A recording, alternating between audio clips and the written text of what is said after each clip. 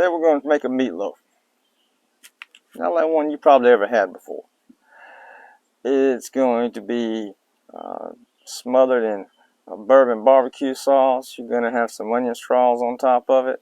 And we're going to basically put both sides of that between two nice delicious pieces of beer bread. I guarantee you're going to like this. Now, growing up, I had a lot of meatloaf. Had the opportunity to live with my grandmother, and her two sisters lived right around us. Constantly getting fed meatloaf by the three of them, and doing chores after school. Lots of great stories with them. We'd be playing in the streets, and we had to have a spotter because when they came down the road, you had to get out the way. Now, stick around, see it at the end of the video. I'll fill you in. Maybe you'll get a good laugh out of it. We have our ingredients laid out. Now it's just a matter of getting it all mixed up, and then we're going to put it in the pan. The oven's already preheated to 350. Egg, room temperature. Always try to cook at room temperature. And if you're using the egg, always put that in there first. And then make sure, that way you make sure you don't put chunks of eggshell in there. We'll put our breadcrumbs. Put those in there. Our barbecue sauce is whatever kind of barbecue sauce you like. I have my favorite. That is one of, I have two barbecue sauces. It's those are two things that I won't share. I've been asked not to divulge. And there's only three. Otherwise, I will give you everything I've got. Our onions. And then our Lawrys. It's just a matter of mixing it all together.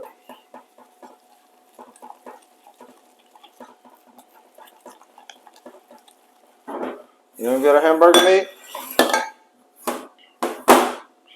I'm going to put this in here.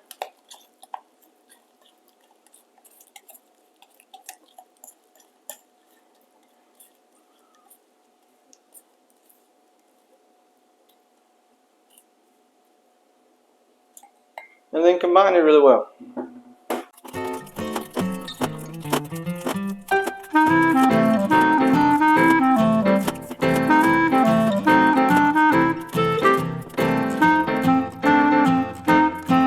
And there you have a little loaf of meat. Go in the oven. Going to cook it for about 50 minutes.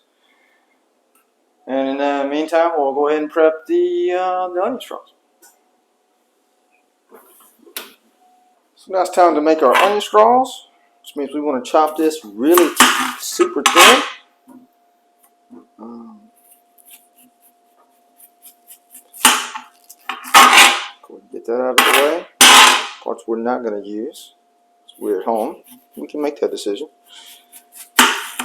Really thinly sliced. We have our spices right next to it. We're going to let these sit in the buttermilk for about an hour or so. It's going to really make the flavor taste great. Basically just break them apart like this. If you want them finer, you can chop them even finer. And what we'll do is we've got our flour here.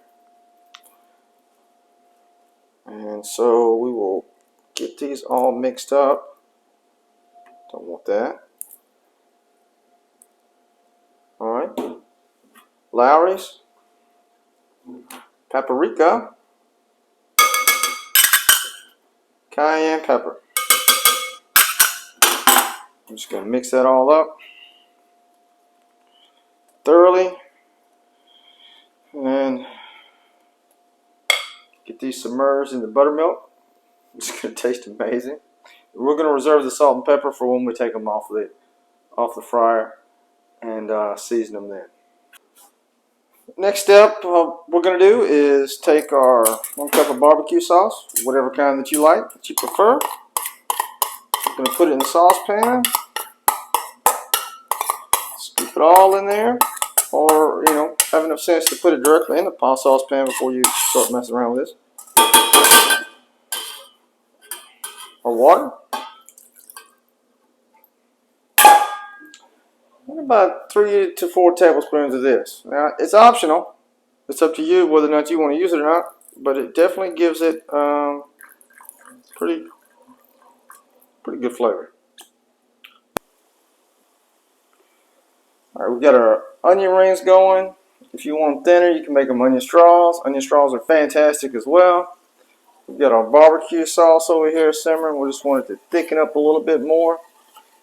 And then we will get our slices of meatloaf, get this bourbon barbecue sauce, and get ready to finish this meal off. Sauce, we're going to pour that as a base into our pan. It's already warm. And then we're going to take our 2 meatloaf slices and put that in there. Get that nice and heated up. And then we're going to put the sauce on top of that and get it kind of caramelized there.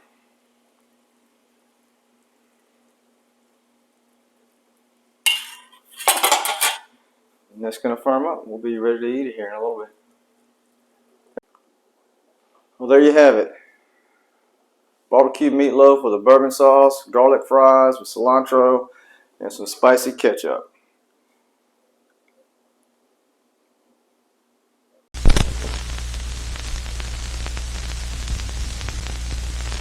Well, I hope you enjoyed the video, and if you did, like, subscribe. If you have any questions, you want me to cook anything, you have any ideas, feel free to message me, Cooking with Wilson. That's without the G. Or you can hit me up at Gmail, Instagram, Facebook, YouTube. Leave a message in the comments, and take care.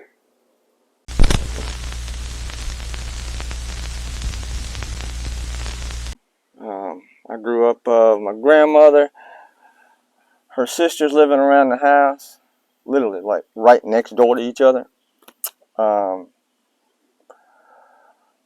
And I got to tell you, they all had their own different types of meatloaf. This one tops it all, and that's saying quite a bit. I still remember my aunt Gussie B and my aunt Mamie, and yeah, those are the real names. We would play out in the street as kids in our little neighborhood, and so we would be out there playing, and we had to have a spotter. And the reason we had to have a spotter is because both of those women would drive about as fast as they could. And one of them was a huge NASCAR fan. You didn't bother her on Sunday afternoons. Remember that? You didn't bother her on Sunday afternoons because she was the hugest Rusty Wallace fan, and she would get so mad when Dale would spin him out. Oh, would she get hot? Oh, but I think she felt like she was a NASCAR driver because you could hear there was a curve, a little turn in the street, and you could hear those tires coming. And we'd have a kid that had to be out there spotting, and man, my goodness sakes alive, you'd hear him coming around the corner and hear some screaming, and his kids would be running every which damn way to get out of there.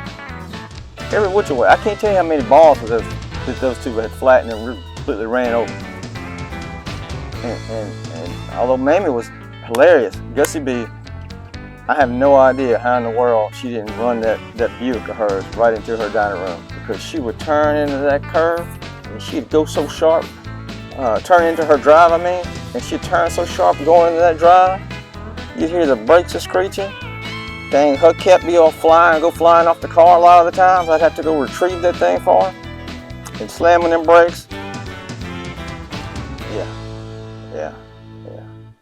Good times.